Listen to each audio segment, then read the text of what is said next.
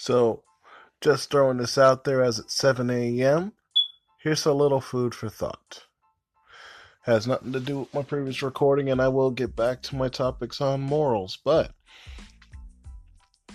let's have a quick 5-minute session here, a quick episode here, if you will. Think about this. Without the morals that we have, the morals that most people were raised with, now I don't know about people current day or anyone in this current time frame, but I know anyone raised before 2008, anyone who was born before then, were raised with their morals. And then they know the difference between right and wrong, the basic ties of life, Basically, what is true love? What does it mean to care for somebody? What respect is, morality, dignity, self-righteousness, self-respect, respect for your elders, respect for your future wife, and for your parents, These are things people no longer consider anymore nowadays, and it's kind of sad.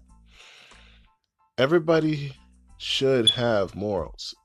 In some way or some form, it has to be instilled, whether it be through direct teaching through somebody who knows, a sidelining person who's helping other people learn who didn't know, like myself, whether it be through punishment or through the district court system. I mean, this is something everybody should know.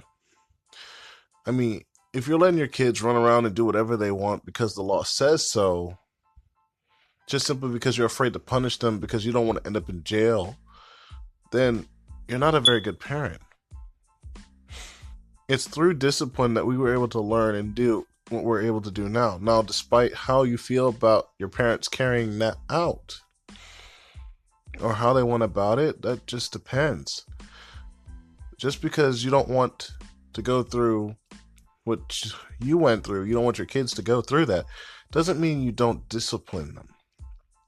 Okay?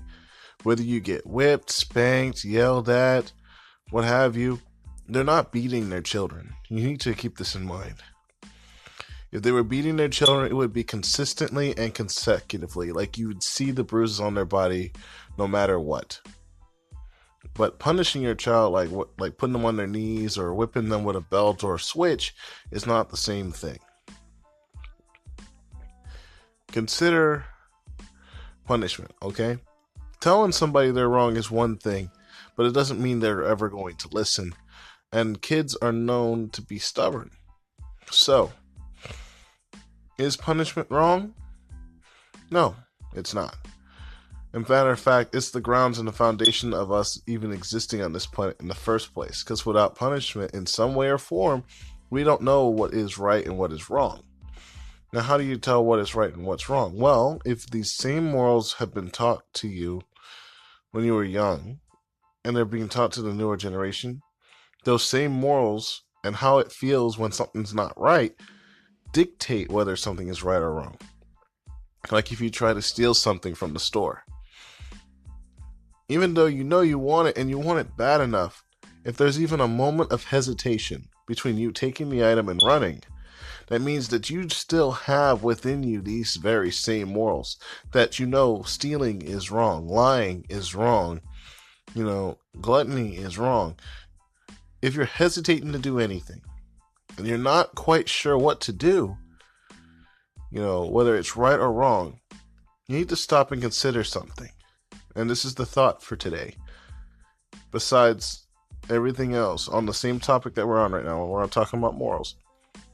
Is what I'm doing the correct thing? Is it right? Is it righteous in God's eyes for those who believe in God?